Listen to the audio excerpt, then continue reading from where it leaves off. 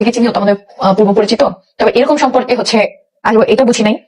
যাই হোক, বুঝবো আল্লাহ, এটা আমার ভাইকে লিখছিল, তো এটার জন্য ইরফানেরও মন খারাপ। বাসার তোরা মোটামুটি সবারই, আমার ননাস সেও হচ্ছে তোমাদের ভাইয়াকে অনেক বুঝাইছে, বাট অনেক কিছু বলছে, আন্টি বাসার সবাই। কারণ যেহেতু হচ্ছে একবার হয়েছে কি যে আমার সাথে এরকম একটা কাহিনী ঘটছে যে সম্পূর্ণ আমাদের দোষ দিছে।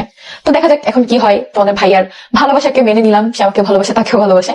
অবশ্য সে ব্যালেন্স করেই চলে সবসময়, এর আগেও চলছে, দুজনকে সমানভাবে ভালোবাসে, সমানভাবে দেখছে সবকিছু।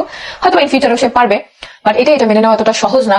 তারপরও আমার জামাইকে আমি অনেক বেশি ভালোবাসি। আসলে ওকে ছেড়ে যে আমি নতুন ভাবে লাইফ শুরু করবো, এটা আমি কল্পনা করতে পারি না, যে ওর লাইফ থেকে আমি চলে যাবো, হচ্ছে যে আমি আমার লাইফটা আমার মতো করে একা একা শুরু করবো, বা অন্য কোনো জীবন সঙ্গীর সাথে শুরু করবো। এটা আমি কল্পনাও করতে চাই না, কল্পনা করতে পারিও না, ভাবতেও পারি না।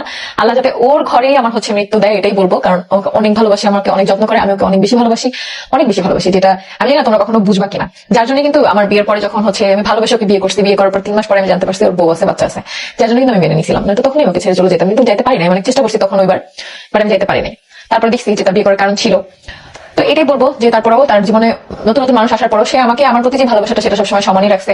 কত মানুষই তো বিবনিয়া থাকে, একাধিক বউ থাকে, এই বাসায় থাকে, ওই বাসায় থাকে। সো দেখি কেমন হয়। আর ওর কথা কি বলবো, যে আসতেছে ওই সেই আমাকে অনেক পড়ানোর চেষ্টা করতেছে, অনেক কেয়ারিং আমার প্রতি দেখাচ্ছে, বাট এগুলো সবকিছু না এখন আমার কাছে নাটক লাগে।